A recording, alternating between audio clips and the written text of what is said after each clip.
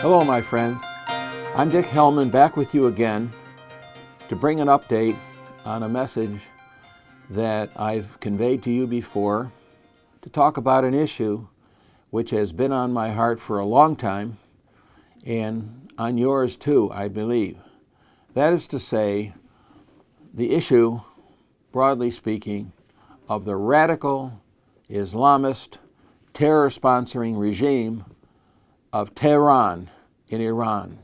Not Iran, the nation, which is ancient Persia. Not Iran, the people who are educated, intelligent, have a good sense of humor, love Americans generally, but the radical terrorist Islamist regime of Tehran. That is to say, the Ayatollahs, the descendants and followers who have followed the Ayatollah Khomeini. Now there are others in place, of course, and their figurehead president, Rouhani, who, while he dresses up nicer, acts more polite, says he's a person of moderation, is no less hateful toward America, Israel, the Jewish people, and Western Judeo-Christian values than his predecessor, President Ahmadinejad. So, regardless of what the president says, and I'm frankly ashamed of what the president has reportedly said and done with respect even to members of his own party. Other Democrats like Senator Menendez of New Jersey, who until up to December was chairman of the Senate Foreign Relations Committee. There are reliable reports that the president called him out as just being subservient to pro-Israel lobbying efforts. That's a slander and defamation toward this honest and decent senator and all of his colleagues, Democrats and Republicans, who know we must do something about Iran. But the president does not want to do anything. He wants to whitewash, cover up this issue and smoke the American people. I'm sorry to say it that strongly, but that's exactly what I see. So we must call for the strongest possible response from the U.S. Senate and the House of Representatives, the People's House. We need legislation. Yes, we do need new legislation from the Congress, which calls Iran's actions what they are, not just development of nuclear weapons. If it was a peaceful, law-abiding nation that just wanted to defend themselves more fully, like most of the nations that have nuclear capability today, there would not be all of this uproar.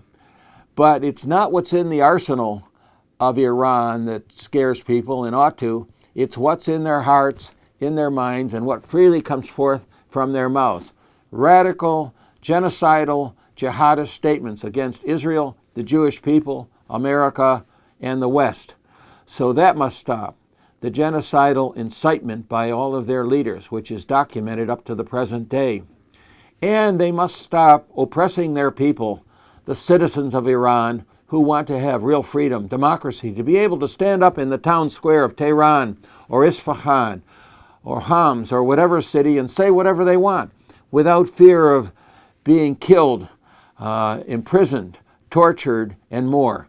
So we need real freedom in Iran, and it's shameful that our president did not support the democratic revolution, the Green Revolution in 2009. But we must look for opportunities to do that today, and we must call upon Iran to release all the prisoners of conscience, including Christians, including American Christians who have been imprisoned, and they've thrown away the key and they're torturing these people.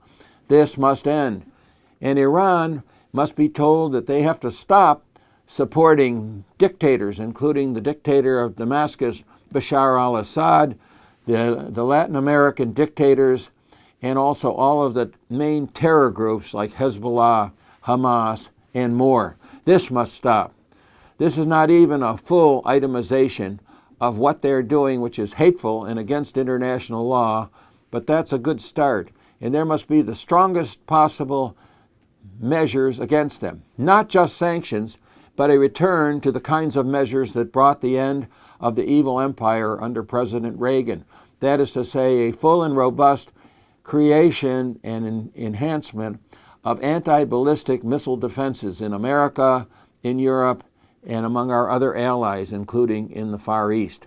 And also, we must have a new birth of the kinds of trade measures that existed under the Jackson-Vanik Amendment, in which there would be no trade, that is to say, no trade, zero trade with Iran until they mend their ways, much as was done against the Soviet Union. And we must have a full enforcement and reinvigoration of the Helsinki Treaty measures for intrusive inspections and full reporting of what's happening in Iran, so even the most liberal of the media cannot ignore it. All this and more must be done before it's too late, before Iran attacks us. I said yes, us, America. We are the prime target. We are the great Satan as they see it. They will not first and foremost attack Israel, although they want to attack Israel, because Israel doesn't fool around. Israel will clearly devastate them on the first indication of missiles flying toward Israel with nuclear warheads. There will be no more Iran if they do that toward Israel. So they are, in a way, afraid to attack Israel, certainly as the first measure. They might attack Europe, but even France said any indication of this and we will devastate Iran. So America, sadly, today is the soft target because of our lack of anti-missile defenses that Israel has, because of the double-mindedness of our White House and State Department, which even in some ways has infected the Pentagon. We're not fighting to win. We're not really opposing our enemies, and we're not deterring them. We must do more. So take this message from our website, cpaconline.org, and from our alerts. Take it to your senators. Take it to your representatives. Say, we're not satisfied. Not just a few more sanctions, not just a little more same old, same old. We want a whole new approach and the strongest possible reaction and response to what Iran is threatening America and Israel with. A strong message, strong measures, but it's what's called for today. Thanks again. We'll talk next week. God bless you.